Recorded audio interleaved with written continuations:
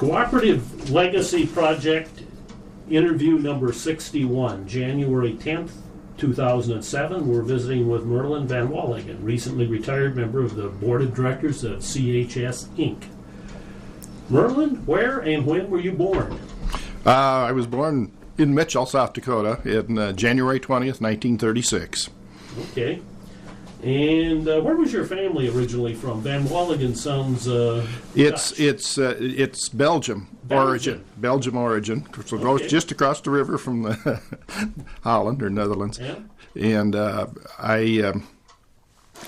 my father was born here, and of course, but his father had come from Belgium, and his mother also. Mm-hmm. Oh, okay. Okay. You have brothers and sisters? Just have one sister. It's a small family. Okay, what's just her two. name? Maureen Urey. Okay. And she lives in Mitchell. She did live west of Letcher on a farm, but they've retired Okay. and lived in Mitchell. And what was your father's name? Morris Van Walleghan. Okay. He was a farmer, and he was also active in, at that time it was ASC, Sanborn County.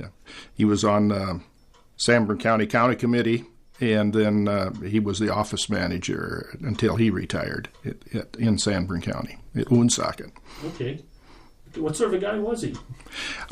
He was the type of guy, I guess he was kind of innovative. He was kind of ahead of things in his time. I mean, he always worked with the county extension agent and tried new things as far as the farm and so forth. And of course, when he got into farm policy, he was always advocating that, back in those days. Mm-hmm, mm-hmm. When did he go on the ASC? He was on the county community committee first, and then on the county committee back in late 40s. Mm-hmm. And then he was office manager, I think it was in the late 60s, and he retired in early 70s, in mid-1970s. Okay, and that would have been for which county? For Sanborn County. Yes, and what that's in Woonsocket. In Woonsocket. Yeah, that's the county seat of Sanborn County. Okay, okay. What was your mother's name?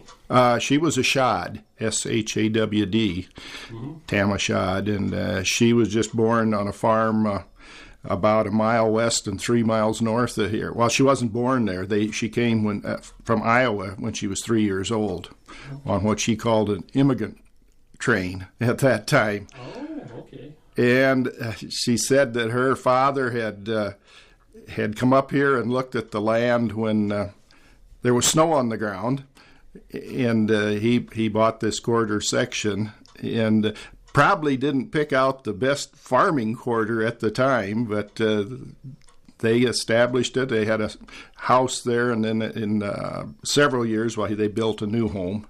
And when they first came, it was quite a change. And she was from a family of about 5. She was the only daughter, but there was 4 brothers. Mm-hmm. So, and she was the oldest one in that family. So the other kids were all born in South Dakota, but she was born in Iowa. Mm-hmm. Mm-hmm. And as you said, her background was Belgian too? No, she was more Swiss and Swiss, okay. Yeah, mostly Swiss background. Swiss, all right. Yeah, Swiss and a little English, yes. Mm-hmm. Oh, okay, okay.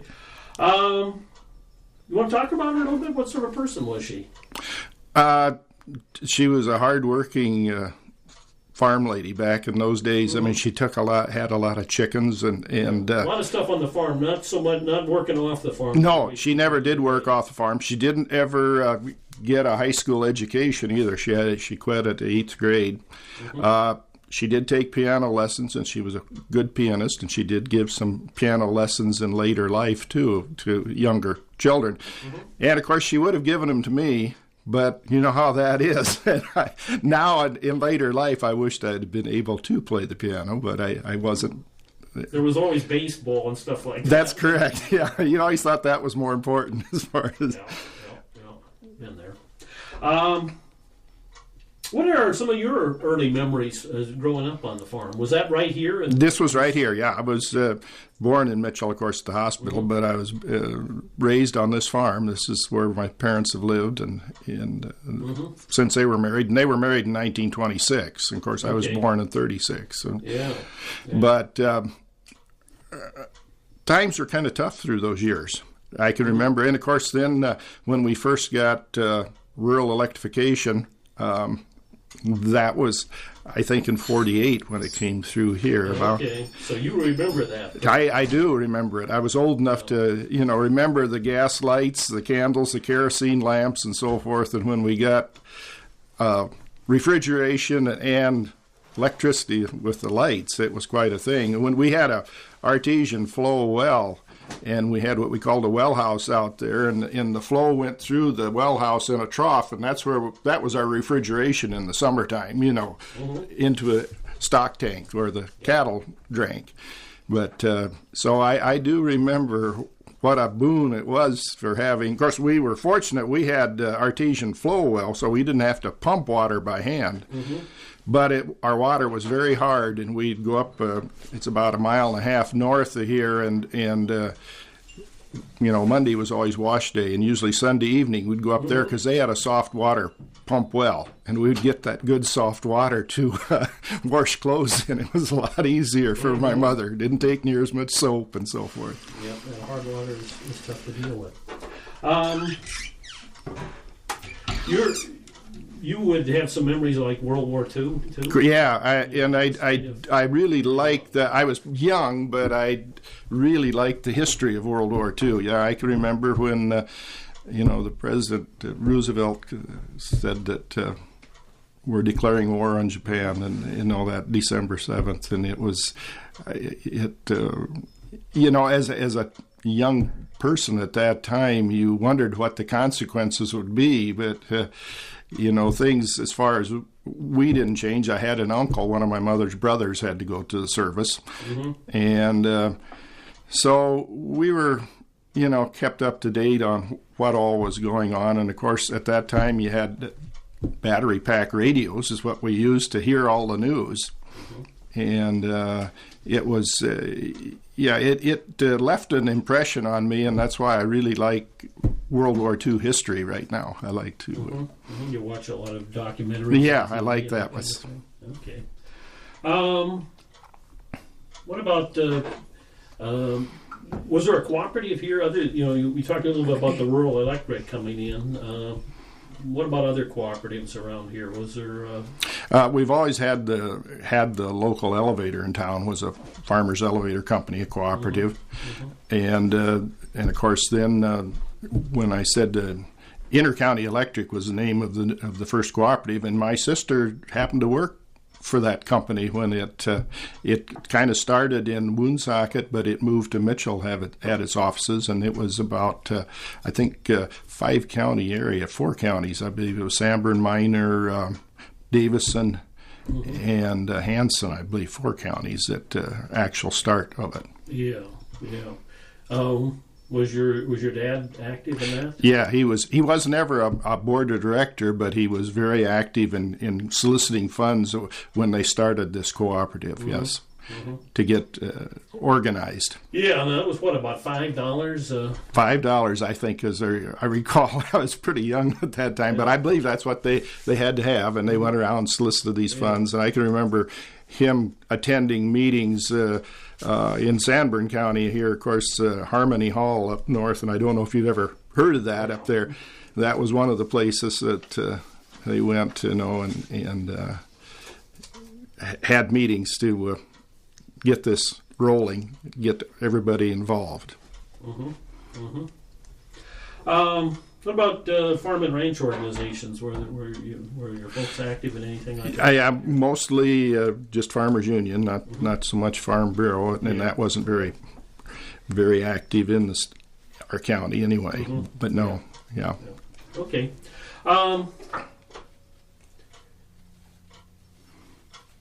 What did you ever have a feeling what your dad thought about cooperatives?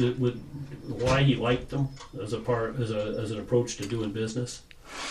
It was, of course, the elevator was always here when I grew up, and it was a place we have done business, and so I didn't know so much about it. But when the rural electrics came in, and I was at quite a young age, and but we found out Northwestern Public Service wouldn't service us out here. There was too much distance between the farms. They didn't think it would be a profitable venture. Yeah. And so, when I found out that we people had to work for ourselves to get this organized, that's when I realized that cooperative spirit was what we had to have to get things going for the rural economy. What about telephone service here? We had a local central in Letcher. It was a. Did they serve the farms? They did serve farms. We had, and it was a local cooperative here, and it was a ring, a long and a short, and so forth, and party lines, and that was pretty good service, really, for the, at that time. I mean, we could even get some long distance service to Mitchell and places like that, but when same thing happened with Sanborn Telephone Co-op when it got organized, and of course I know you visited with Ray Judy, was a big supporter and organizer of that. Yep. And it was kind of spotty service. It sounded like it was up north here. There wasn't much. That's correct. Yeah, I think Letcher Exchange probably had the better service, and I know going west of Letcher out to Storla, they had an exchange and service, a telephone office. But and it's funny how times have changed as far as we've gotten to be such a mobile society, but back in those days, you didn't drive very far. I mean, if we went to Woonsock, which is 22 miles away, I mean, it was a trip. Yep.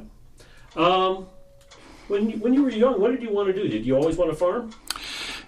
No, I can't say that's the case. I guess I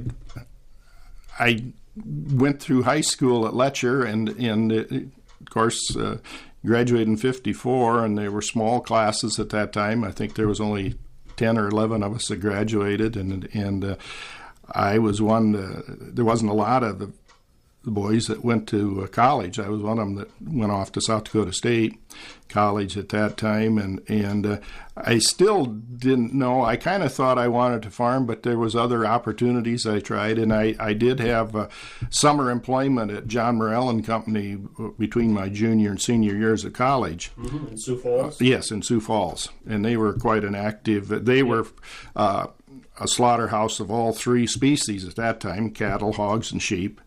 And it was kind of a training program for me, whether or not, because agriculture was my major in college. Animal husbandry is what they called it at that time. Now they call it animal science.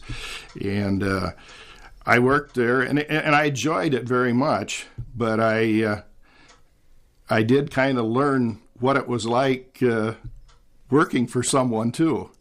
And I think it was an 8-week program that I put in that summer.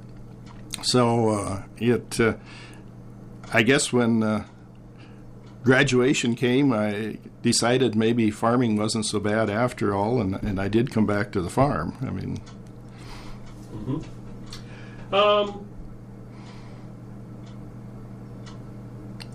how was life on the farm and ranch different back when you were in grade school and high school than it is now? You want to talk about that? It's quite a change. Yeah. When I was in grade school, most of the time, well, not most of the time, but a lot of the time, it was World War II, and I can remember rationing and going to town, and you couldn't get sugar, you couldn't get some things unless you had your rationing coupons. I know that tires were rationed, and you had to.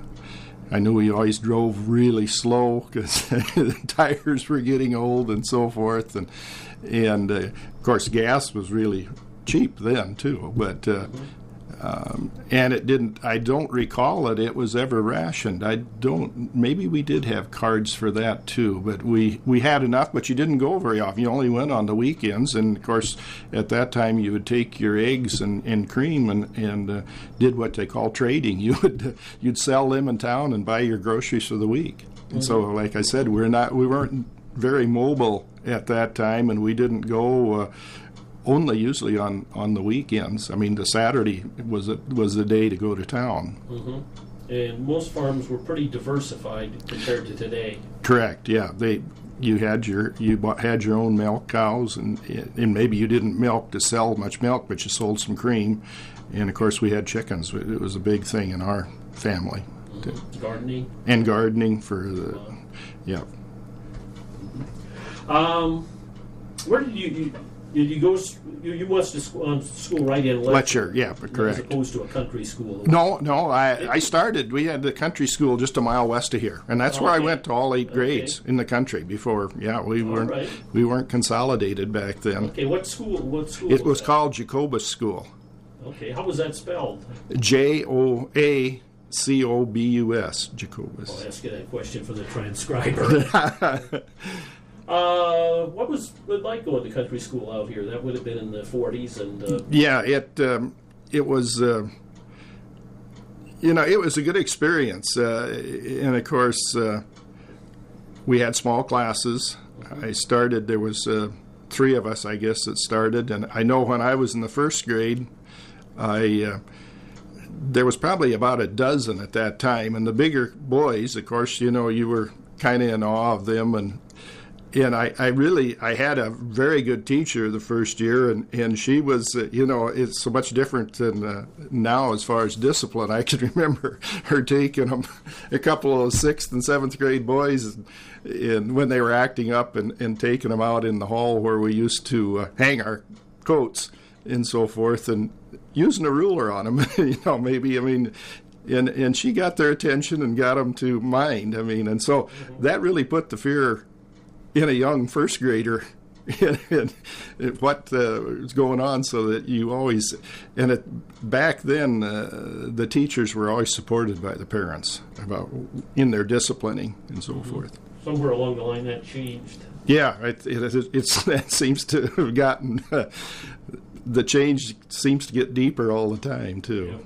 But back then, the one-room school, you had a coal house, and of course you had duties, the YCL duties, the Young Citizens League, they called it, that you carried in the coal, and you dusted the erasers and cleaned the blackboards for the teacher and that type of thing. Okay. YCL, you want to talk about that a little bit? Yeah, that was something we used to have, usually in the early spring, have what they called this Young Citizens League, and we'd go to the Sanborn County headquarters, which was Woonside, where the county superintendent had her office, in the courthouse.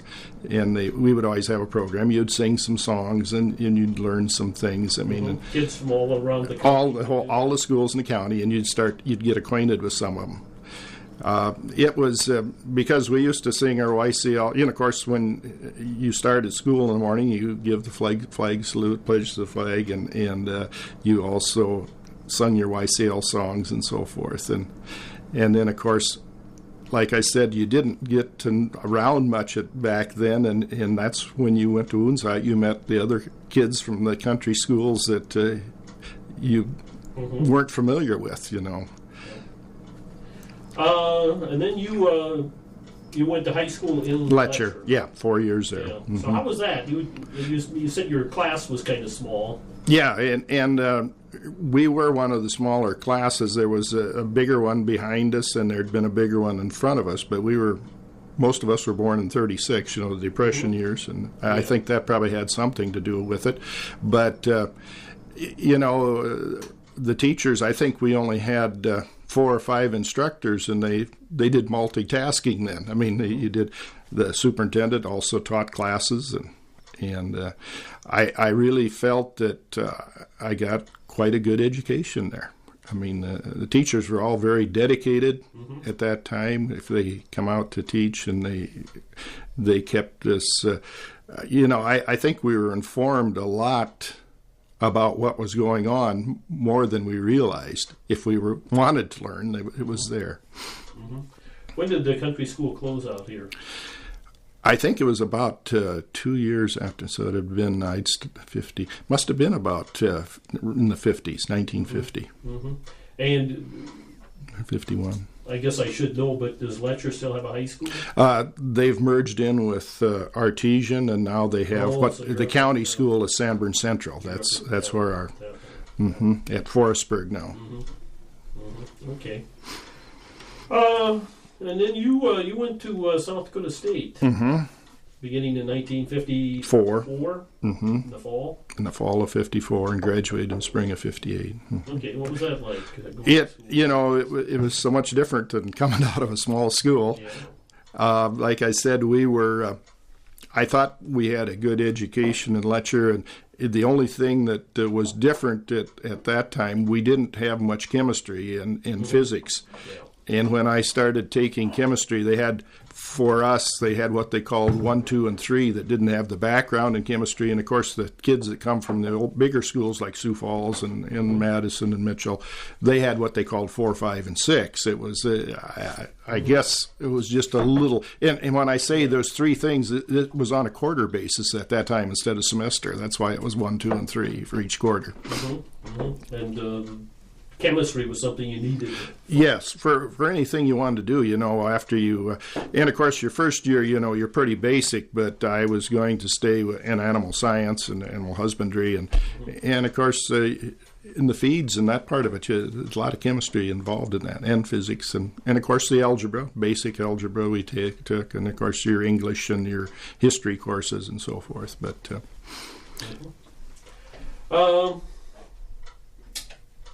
Were you involved in any athletics when you were in high school here? Almost everybody seemed to, in those little towns, had to have to be on the team. Oh, yes, yeah. Basketball was a big thing. We had football, probably.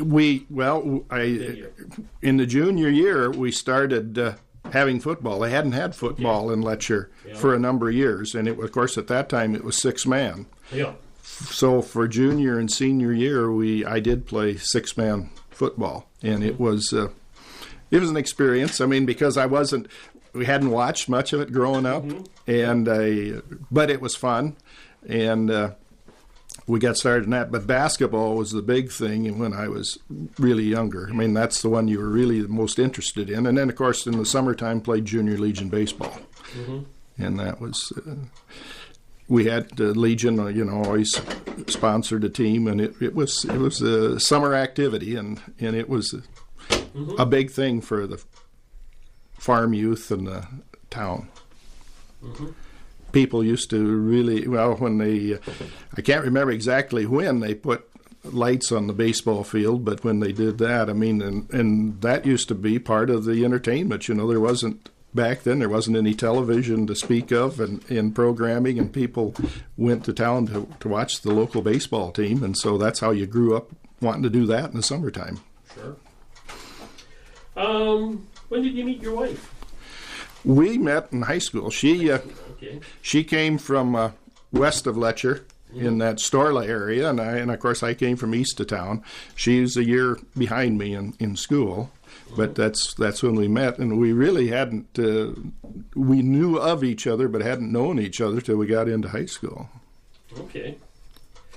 And when did you get married? We got married in 1959. Okay.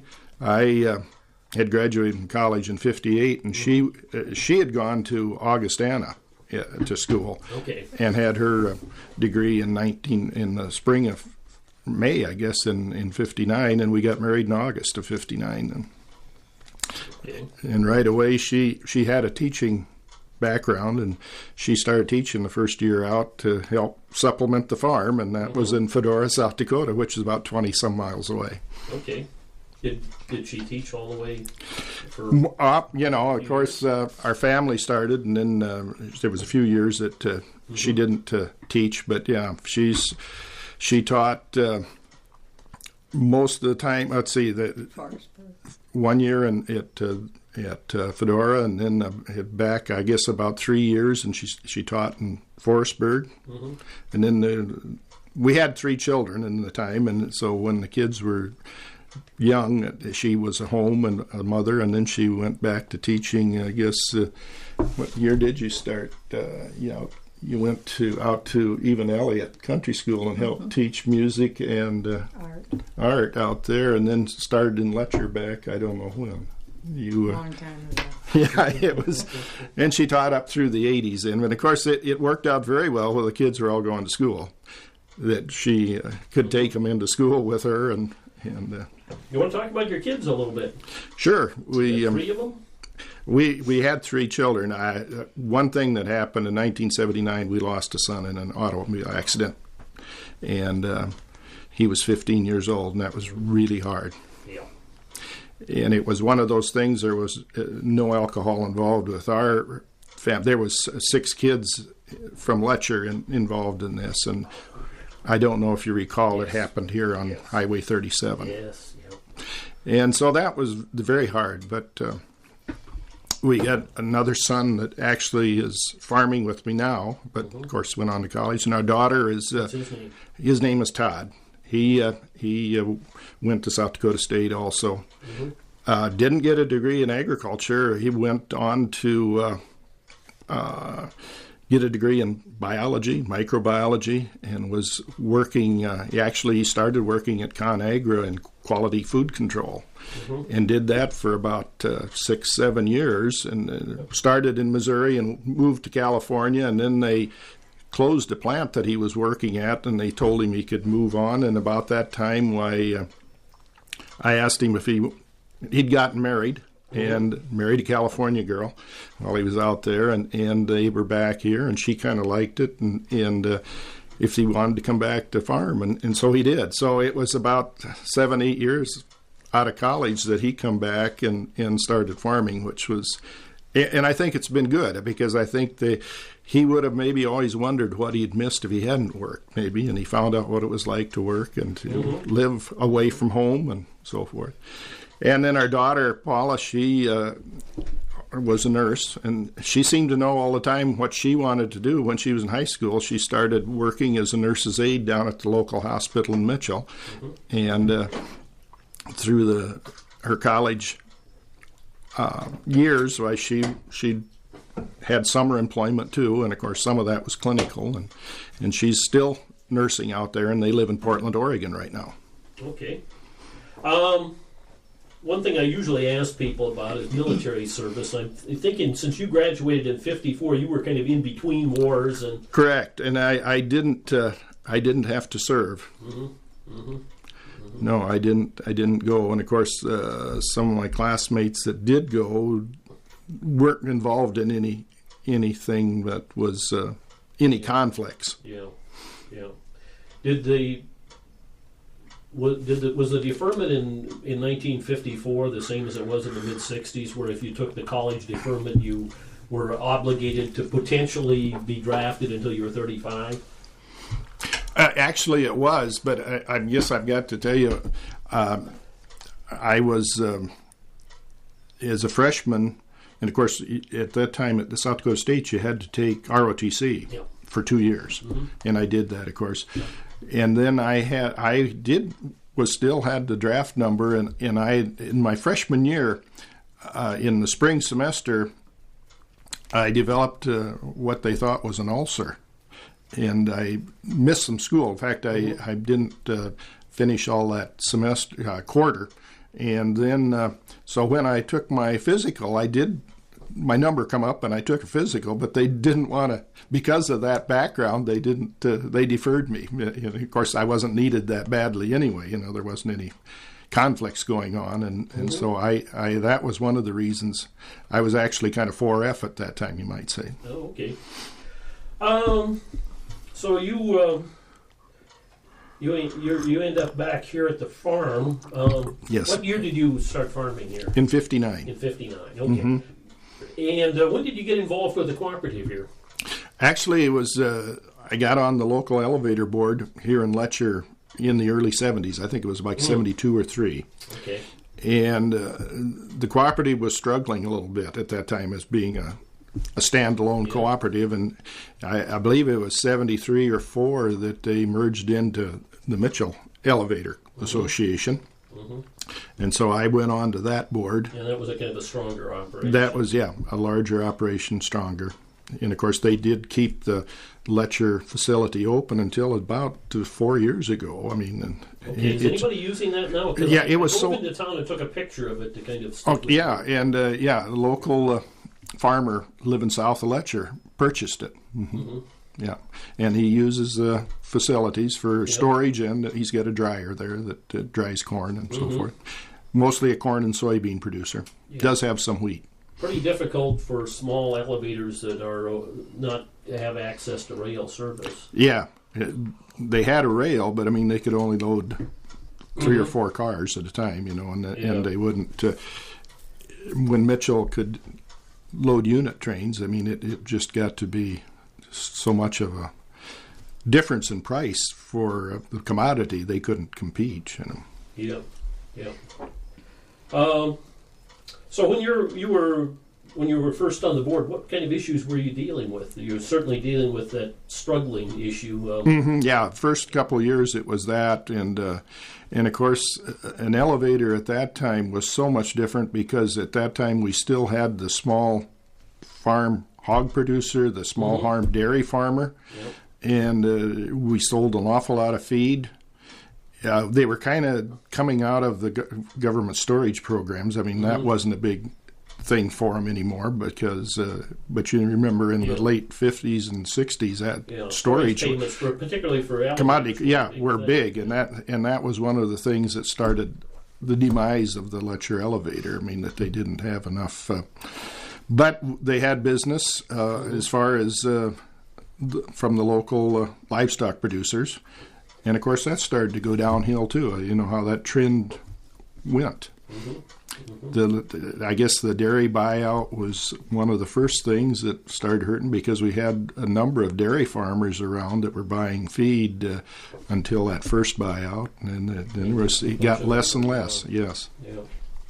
Is there much dairy around here now? No, not hardly any around.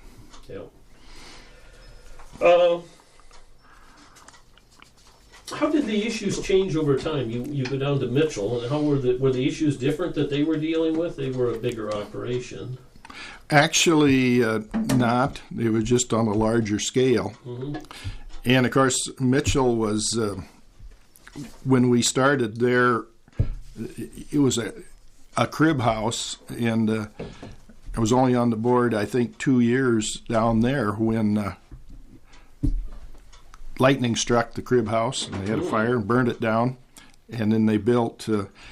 Actually, I was chairman of the board at the time that this happened, and we looked around to see where we needed to, what we needed to do to. And we decided after traveling around and looking at facilities that maybe concrete structure was the thing to do at that time. And so we built a larger one. It was about a half a mile north of where the old one that was struck by lightning was put on. It was on the rail line, of course. And that was one of the better things that we had done because, I mean, we had room for expansion there. And I know that when we presented it to the patrons, and this was at the Davison County 4-H grounds out there, that they said, we were talking about these concrete structures that were going to be 300,000 bushel, you'll never get that full. And of course, back in the 70s, of course, we'd had some poor crops, some drought and so forth, especially 76, And so, but we did build it with the insurance dollars and so forth, and we didn't have to go real far in debt, and it was one of the best things that we had done because, as you know, crops started to got better yields. We had better genetics, and we started handling a lot more commodities, and it really started to work for us. Do you want to talk about some of the people you worked with during those years? Who was the managers? Yeah, I have to say, for starting to build the concrete house, it was Harold Geezer that was manager in Mitchell, and he was a long-time manager there.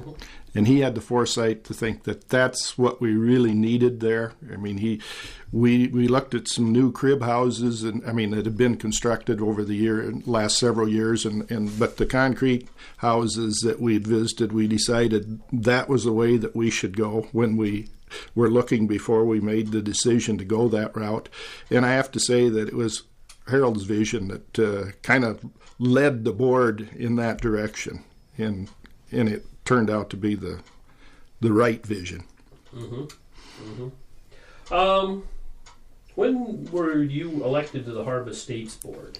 In November of '92, actually. November of '92. Okay, you replaced Phil Testerman retired. Testerman Yep, retired. Phil. That's when Phil retired. That's correct. Yep. Okay. And at that time, Tyrone Moose was the other director from South Dakota. Mm-hmm. Mm-hmm. During your service on boards, did you have any like role models that from when you first started that you kind of wanted to pattern your service as a board member after, that people who were real particularly good? Well, I guess you'd probably say that I kind of patterned what I'd done after Phil, because we'd followed his career, and he served, I believe, 21 years on that board, and he always came to our annual meetings and of course discussed, and we were quite an active board. I got to say, the first manager we had in Mitchell was Arnie Sewer, and of course you recall him also in cooperative circles.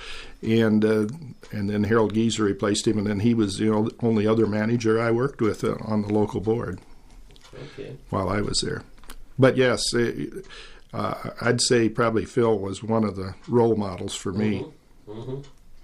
And during those years that you were on the board, were there some other board members you want to talk about who impressed you with their ability? Yeah, Marvin Titsey was an old, long-time board member when we had merged into Mitchell, and Bob Strand, and of course he's deceased. Marvin's still alive.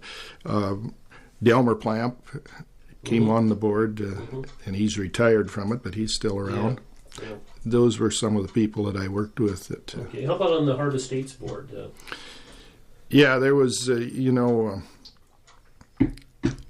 course, like I said, that Tyrone Moose was the other South Dakota representative, and he'd only been on about 3 years when I came on. And then, but there was some people from Minnesota and North Dakota that had been longtime members, and they were very good people to work with. They'd had experience, and you had to learn a lot from what they had garnered over the years of their service. What kind of issues were you dealing with back in '92 when you went on the Harvest States board? Actually, we didn't have much controversial stuff at that time. We did. They had already gotten Harvest States had been in Great Plains Supply, and that it was a lumber yard, and they'd found out that they'd already sold that by the time I got on, but that had been a albatross around their neck for a number of years. We just didn't seem to have the people with the background in-house to run that type of business, and it had been not a good venture for them. Yeah. But at that time, Honeymead Processing, which is a soybean plant at Mankato, Minnesota, was really the first few years was really quite it was our cash cow, you might say. Things were very good there, and of course the grain business is kind of cyclical, and but that was one of the things that was really good for us, and of course the commodity mix was changing. There wasn't near the oats produced, and corn and soybeans were coming on strong, and wheat was kind of going down too. Was in those years as far as the volume of bushels handled. Of course, relatively quickly, you come up into, and I think Harvest States had already been dealing with it because it was born out of a merger with North Pacific Grain Growers, correct, and Farmers Union Grain Terminal Association. When did begin the discussions with Cenex as far as? Well, like I said, I come on in '92, and then I guess it was 95. Al Hansen was the general manager then and CEO. And he announced his retirement, which was kind of surprising to me because he wasn't, he was in his early 60s, but he decided to retire. And with he had replaced Molesky, Andy B.J. Molesky. That's correct, yeah. And of course, as the history goes, I think Molesky come after Thatcher. And, of course, he was a long-time CEO there and a very strong individual, very politically oriented. And so then we selected John Johnson as our CEO. And he had been with GTA Feeds. That's correct. His background was GTA Feeds. In fact, he was Sioux Falls, South Dakota. He worked out of the Ellis Feed plant. Mm-hmm. And he had just come up to the cities in '92 to kind of run the country operations part of the business, and then and the feeds were included under that. Mm-hmm. And so he was selected as manager, and so he was CEO, and he was general manager, and he and Noel Estison got together in early '98, I guess it was, or '97. I think they started talking, and in '98 is when the merger came about between Cenex and Harvest States. Mm-hmm. And they had an agreement that Noel would stay on for a couple of years, and he ended up only being about 18 months, and then John would be the CEO. Yep. And so that's how it come about. It was a little bit, we had two different cultures there a little bit, and so the first year we didn't hold any elections. All the directors held forth, and we I should say Harvest States had 14 and Cenex had 13 at that time. And 4 from South Dakota too. Correct. So we ended up with operating that 1 year with dual co-chairman, mm-hmm. who was Elroy Webster and Gerald Custer. Yeah, he was from my home area in North Dakota. Okay, and Gerald was a strong. He'd been a Harvest States director for a number of years. Yes. And then, of course, and you can talk about this as much as you care to, but then there was the proposed merger with Farmland Industries that didn't end up happening. You want to talk about that a little bit, of what went on with that from your perspective? Yeah, really, we hadn't even gotten Cenex and Harvest States really together on one page yet, because I said of the different cultures. And then the CEOs of our group and the CEO of Farmland, I think, thought that this would be a good proposal. We as directors, I guess, were a little fragmented at that time yet, and we... Did you still have both the boards? Yes, we did. Yeah, both boards were there when this was proposed, and they had some financial problems, and they were very large, and they were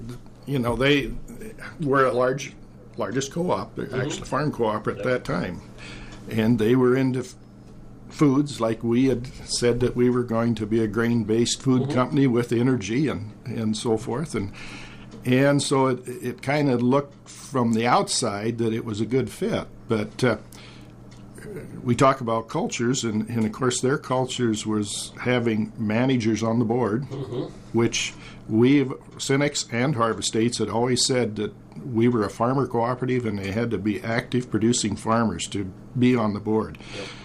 And I think I always felt that was the difference in the thinking there, because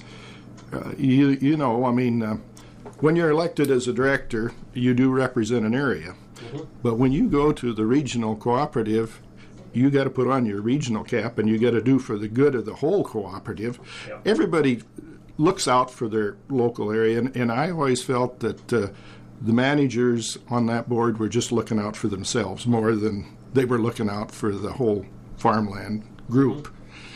Mm-hmm. And I think at that time they had like 20 some directors, maybe 21, and there was 9 or 10 of them were managers. So they could kind of persuade even the farmer directors to go the way that they thought on things. And that was one of the things that didn't work out. And also their financial dealings. We had always been quite conservative in our dealings, and they had always dealt with a bigger debt to equity than we were comfortable with. Mm-hmm. And it seemed to work for them, but it got down to where it didn't. I mean, mm-hmm. when commodity prices changed on them, especially fertilizer and so forth, it turned out in hindsight that it was good that it didn't happen. We did push it to a vote, and I guess I always felt that the reason that it was good that the vote didn't pass, but I mean the reason that it didn't was this was pushed from the top down instead of the grassroots up. Mm-hmm. Whereas everybody could see with Cenex and Harvest States coming together, we had just about all the same customers. Mm-hmm. And it was a merger that would fit together, and we get some synergies out of. This one didn't look like that was going to happen, and thank goodness we are a cooperative group that one person, one vote there, that everybody got to voice their opinion. They did talk about moving the main office to Kansas City. Correct, yeah. And that was... Is there any office in Kansas City anymore? No, they had a nice new building there, that they had built and leased, Did anybody on the board foresee what was going to happen to farmland if that... and do you think that farmland would have survived if the merger would have happened, or do you think everything would have gone down? That's an interesting question. We said that they had such a bloated corporate structure as opposed to what we had. Mm-hmm. And that at the time, another thing that held it back, John Johnson was supposed to be the chief operating officer instead of the chief executive director. Mm-hmm. And Bob Hans was the person that was the heir apparent to that. A nice gentleman, but I don't think, unless he would have let John do all the cutting that needed to be done in the corporate part of the business, that it probably would have been doomed from the start if it would have passed. But I guess that's one thing we'll never know what would have happened. But hindsight's a lot better than. Now they also had a system where they had a lot of debentures that they had sold to members out in the countryside. That's correct, and at the time. When they did take bankruptcy, it looked like those people were going to get hosed pretty bad on those, but it ended up with the sale of the assets that they almost ended up whole, I think, most of those mm-hmm. debentures. Yeah, that was not necessarily the case for the local cooperatives that had equity. No, the equity was all written down. They lost every bit of their equity. Yeah. So it wasn't a good thing for the co-op business at that time. Mm-hmm. I want to ask you about another issue that I visited with Tyrone about, and I think this really got started in Harvest States while he was still on the Harvest States board, and that is the regionalization, where the regional acquired or local folks traded their equity for a position in the regional. Mm-hmm. You want to talk about that a little bit on what you view as the pluses and minuses of that? It's a lot more prevalent today than it was. Yeah, and actually, and of course, your local elevator was involved in that. That's right. I wasn't on the board anymore. After I got on the Harvest States board, I had retired. We had a 9-member board at the local, and there was one fellow that was retiring from the board because of age, and then I said that maybe it would be a good time I would retire, and they'd cut it back to a 7-member board. So it worked out very well. And I did this, I think, in '94 after seeing that I didn't feel there was so much a conflict of interest as the fact that just too many meetings to go to. Yeah. And I was chairman of the board at the time, too. Yeah. And so it was in '95 before the local regionalization took place. Mm-hmm. But it has been good for the...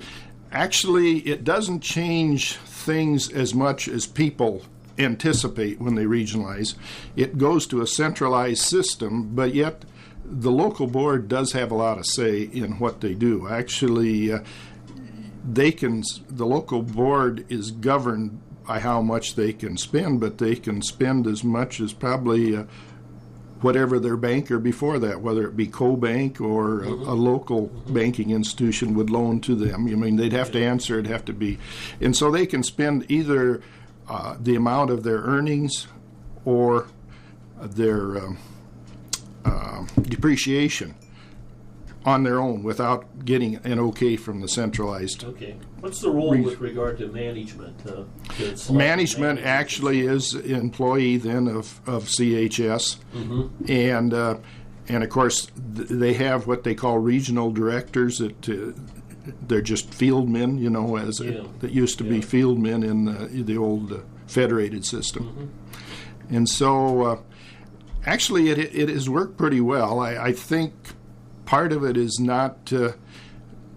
We're only about, when I say it's about 24 to 6%, the centralized system of the cooperative system in CHS. The rest is still the federated system, and a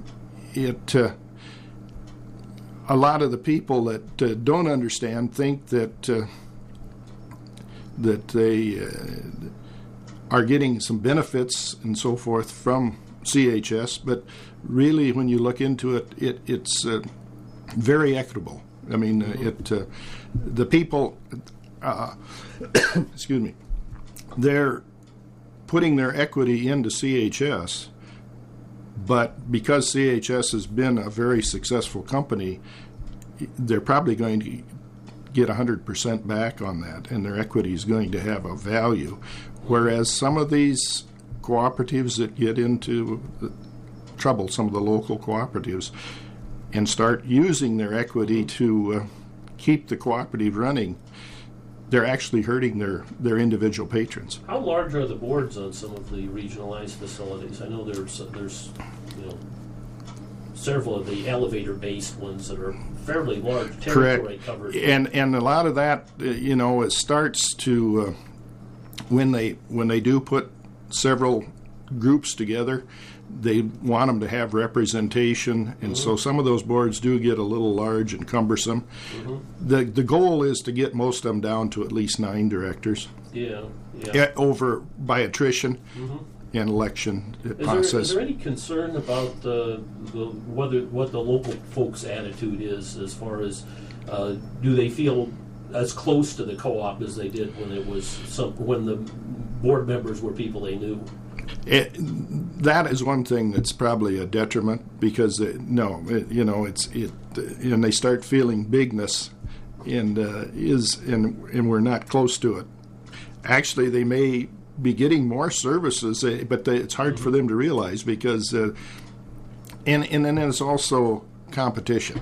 I mean, you feel that you put 2 elevators together, well then you're actually doing away with competition, but in reality, if they're paying market price, it should be a better price, maybe for some of the synergies that happen between the 2 co-ops. Sure. And what about service? I know I was down in November. I was down and interviewed a rural electric guy down in Martin, South Dakota, and they were just selling the local oil company facility down there. Has the board gotten any feedback from situations like that where local services changed and people? I've run into several people I've interviewed for the project who've been unhappy with the local service situation. Not necessarily the economics, but they didn't like to see the local station be lost. Yeah, and that's another thing that happens, and usually it's because the co-ops get so much more overhead, insurance and so forth, and they can't afford to run these businesses that the tire repair and so forth. I mean, it's very bad when you lose that in a co-op, but it ends up being a service that it sometimes is expensive for the co-op to run. And sometimes an individual can come in there, a mom and pop type of operation, and do it so much cheaper because they don't have the overhead expenses. But yeah, that is a problem that happens with these mergers and so forth. It probably has some effect on loyalty out in those communities. I'm sure it does. But that, and I'm not running down individual, but wheat growers have done the same thing. They've gotten away from the fuels products. They feel that there isn't enough margins for the amount of people it takes to operate. At CHS, you were chairman of the board of the foundation? That's correct. That was what had been the Cenex Foundation. Had Hardin Estates had a foundation? Yeah, we had a small one. Cenex has always had a larger foundation. I think theirs was about $20 million when we come in, and Harvest Estates was about 4.5 to 5 that we put into that. And when I say I was chairman of the Finance and Investment Committee, which is 5 people from the board, the actual whole board of CHS, which is 17, are trustees of the foundation. And the chairman of the board is still the whole chairman of it. But yes, we would hold monthly meetings as far as the finance and in conjunction with the regular board correct meetings? Yes, yeah, we'd always meet in conjunction with the board meetings, and then once a year we have an annual meeting with the whole trustee board. And there was 5 of us, and we've had several things that we've had to do. We would select the person that handled our investments, and there was a change while I was there.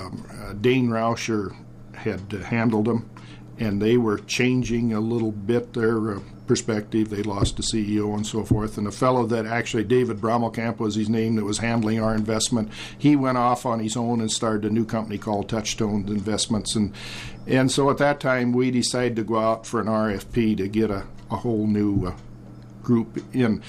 And when you're involved with these people like Dane Rauscher that sell stocks and bonds, they take a commission from both sides. I mean, we pay this investment counselor, and also investments that he would go into, we found out they were getting a kickback too. And so we didn't like that part of it after we found this out. And so we've got a new group handling it now, and the cost of our investment counselors has gone almost in half. And of course, we just finished that up before I went off the board, and so of course the stock and bond market has been pretty good, and so the returns have been good, but we know that's a cyclical thing also, that changes. But what they've gotten us into, they were showing positive returns for us. And we hope that, and of course, being a 301c corporate, you have to expend, a certain percentage of your earnings from this foundation. And of course, the CHS Inc. has always put in $1 million every year, but we also hope that we've got some gains on our investments so we can. And the last few years, the foundation has been giving out about $1.5 million of scholarships, things that we do through the Farm Safety for Kids, 4-H, FFA. We're very active in college and VOTEC scholarships, and also the Farmers Union Foundation comes under that heading for the work that they do. And so that's the main focus of, we did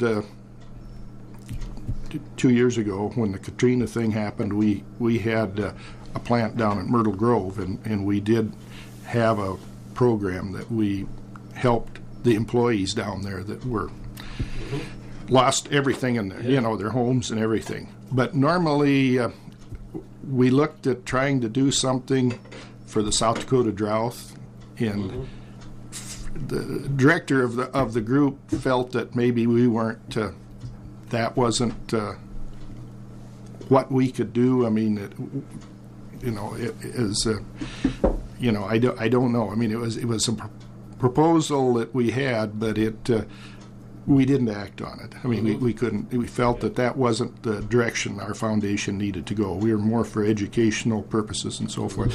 But we did do some work on the Katrina disaster. Yeah. Did the board act?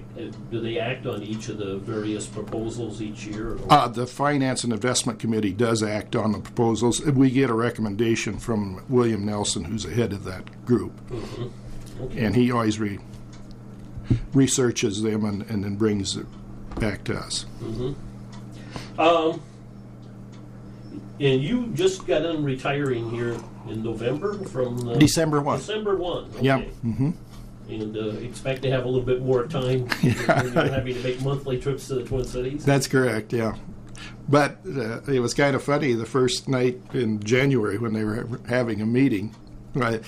The guys called me and said, well, we miss you. And I said, well, I had realized that it was a meeting too. I'm missing you. So it was nice of them to do that. But I'd served with them for a number of years, and we had good rapport. Have you been active in other cooperatives? You're probably getting rural electric service here, rural telephone. Correct. Did you find time to participate in any of those? Never was on the board of directors of any of those, not the rural electric or the rural telephone. I served on some nominating committees for each of them, but no. Okay. How about the Association of Cooperatives? Were you involved in that? Yes, I was on that I think it was. I was thinking you had been.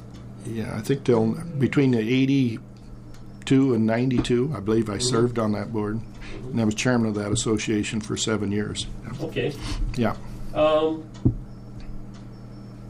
you that would have been during the time when J.D. Lynn was still correct. Yeah. Executive director. Yeah, all the time J.D. was executive director while I was Okay. serving. Let's talk a little bit about cooperatives in general. And I think we probably already touched on this a little bit, but how would you assess the situation for cooperatives in South Dakota today and in this general region? Do you think it's a strong situation yet? Yeah, I do. It happens that our local electric cooperative just several years ago had to merge together for two. Inter-county and tri-county, and now it's called Central Electric. Yeah. And I think there are 8 or 9 counties now instead of 4, each of them. And Sanborn Telephone Co-op has gotten in with Samtel. I mean, they've gotten into other communications and so much. In fact, they've even expanded into an office in Mitchell and are doing some work there through telecommunications and their internet stuff. I think that, whether you like it or not, I mean, it's kind of like the mergers of co-ops together. It's kind of the size and the synergies you get between all these things that it's going to happen.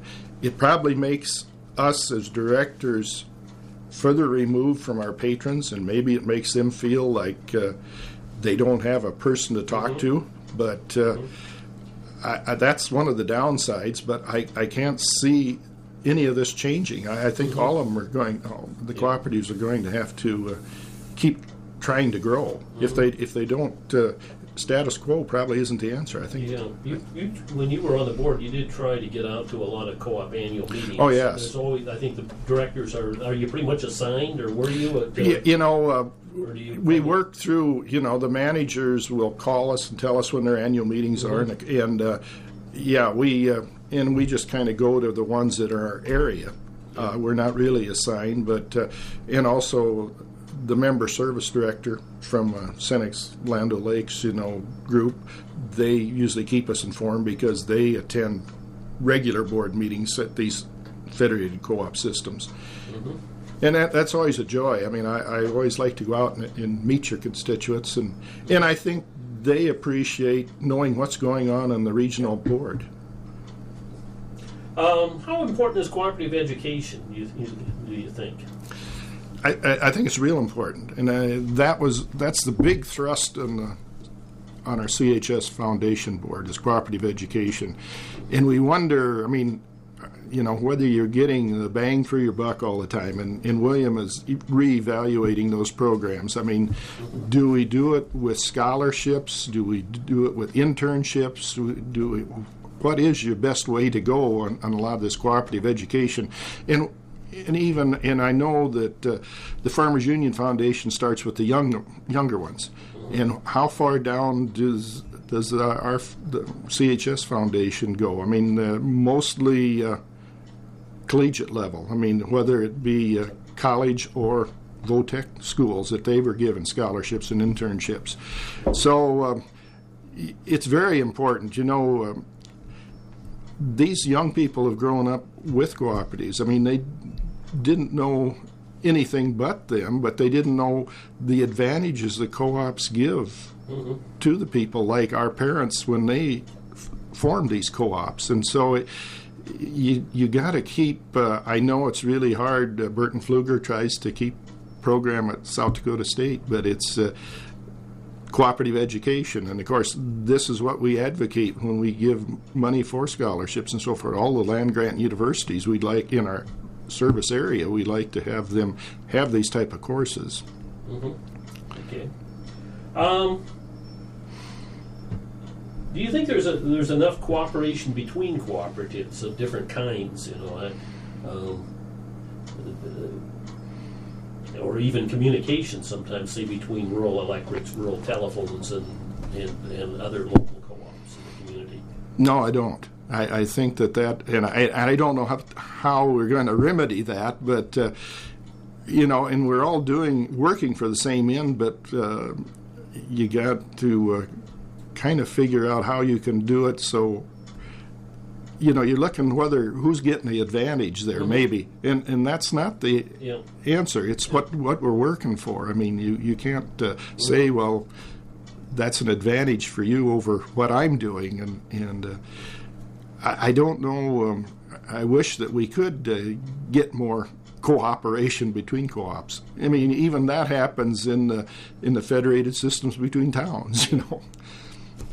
What do you think the biggest challenge is for co-ops in the future, as you're looking down the road here, as you can see? Well, and probably I'm talking there once again more to the area of co-ops you've been working in, as opposed to the rural electrics and so on. I guess they're going to have to keep their education programs up to date and keep informing. Like we said before, I think that a lot of the potential patrons probably don't have a good idea of the co-ops. I mean, and of course they're always going to have to compete against the multilateral national companies. That are involved in especially when I say the grain systems. I know that Cenex is going into a little more advertising. I mean, we've been very successful the last few years with the prices that are in the refined fuels, and I was glad to see that we're showing more advertising in farm-based magazines and telling about the good of our products, the oils and the guarantees and the warranties that we put on the products that we sell. And with this Cenex guy commercial has started to come on, and I think that's good. I think it shows us that we are trying to compete with the BP, Amoco's, the Shell oil companies, and so forth. Yeah. I guess I'm going to throw in a question here that I should have probably asked you before, but it's just one that came to mind, and that is the question of the regional's involvement in ethanol development and promotion. Do you think that the regional has done enough in that area, or do you think, we've seen a lot of development out here in South Dakota, maybe not so much in some of the other states? Yeah, I think we've started to get into that. We were a little slow to start with. We first were looking at it, before we had our first meeting with ACE, which is American Coalition of Ethanol. We were a little bit behind saying that, we sell gas, we don't sell ethanol. And when we got them to meet with it, and that was,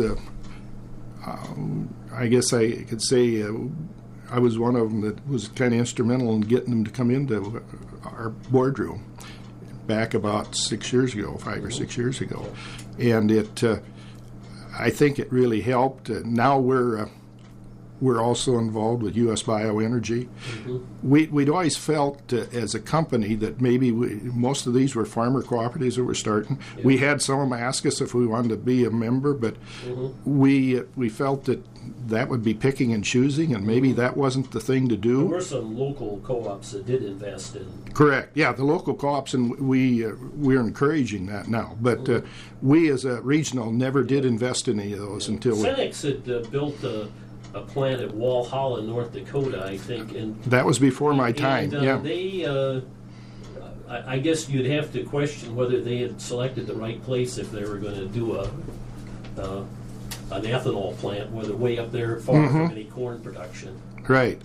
And so, and that was a little before my time. They must have been using wheat up there. I would guess that was it. I knew they had one, but so we didn't get involved till we're kind of a Johnny-come-lately on the scene. But I think with U.S. Bioenergy that we hope that we're gotten started in the right direction, because we're handling all facets of it, the marketing, the production, and what better with our connections to be a good marketer of I noticed ethanol. In your yard out here, I noticed a biodiesel thing on your fuel tank over there. Yeah. Okay. What kind of advice would you give someone today if your son or somebody else who was thinking about maybe getting involved as maybe as being recruited as a director for a co-op or something like that? You've got to be dedicated. You've got to. It does take time, and there are some times that when you have to go to meetings that maybe you would like to have been doing something else. And I do know that young families, it's very hard because they like to follow their children, and and there's so many activities for them anymore. So it's hard to get the younger person involved in directorships because they don't want to give up the time, and a lot of times they can't see the need for it because the co-op's there. Why should I? I mean, I don't. But it's hard to get that through to them and to learn that I don't know how you I guess just through education programs. Sure. When I interviewed Darrell Moses, and he quoted Oscar Fosheim, who was a longtime Farmers Union guy from Howard, which is where Darrell was from. Right. And he said, a privilege long enjoyed becomes a right. And so people, he felt like it was a privilege to belong to a co-op, but people had the co-ops for so long it became a right, and then it became something they took for granted, perhaps. That's what's very true, yeah. And I said when I retired off this board, it had been a privilege and an honor, actually. But I don't think a lot of people think that way because, there's because of the fiduciary responsibilities and the way some people are so happy, they're afraid to become directors and involved. Sure. Yeah. Just a couple of questions left. One is, would you describe yourself as an optimist or a pessimist? I haven't had very many people who describe themselves as pessimists. No, I would say I'm an optimist. Yeah, I look ahead to things changing. And I remember we had an instructor in high school that said the only permanent thing is change. I mean, things do change. Sometimes change is for the better, and sometimes it isn't. But it's hard to get change in front of people. I mean, when you do change, it's hard to convince them. And if you don't know, it's just your vision. It's what you're looking at. It's hard to tell them what, and to sell them on that. But and sometimes change isn't always for the best. I realize that. Certainly, guiding change is a way you can be a leader. That's correct. That's very, very good. Anything else you'd like to talk about that I didn't ask you about? No, I guess not. I think we covered the gamut pretty good. I mean, I guess I started probably when we talk about people starting with co-ops, and I was probably about 35 before I actually got involved in boards and so forth, and I still have the passion, but I had to retire because of age. We had an age restriction on our board, and as long as my health was good and I was still an active farmer, I would have still enjoyed serving because I still have the passion for the group, for the work. What do you plan on doing with your time now? You're still farming. Yeah, my son farms, and of course, if you're going to be a director, especially on a regional, you've got to have somebody, because that takes between 90 and 100 days a year with the meetings and things that you have to attend, or you need to attend to be dedicated. And so, no, as long as my health stays good, I think I'll still try to help him out. Like I said, I'm kind of at that age where I pick and choose my jobs rather than do it. When you're hearing a forecast like we have for the next few days, do you think about maybe checking out a warmer climb for a week or two in the winter? And, that's kind of ironic because we are thinking of going south maybe next week for we've never gone south. I mean, as far as, so I think we are going to go down as far as Texas to see what is available. I don't see myself as going for 2 months at a time, but maybe I'll change my mind. I said change is imminent, but because I guess the older you get, and we've had a very nice fall and winter, and the older you get, though, you don't like cold weather. Those 20 and 30 below days. Wind chills and stuff, yeah. Okay, we've been visiting with Merlin Van Walleghan. Thank you for participating in the Cooperative Legacy Project.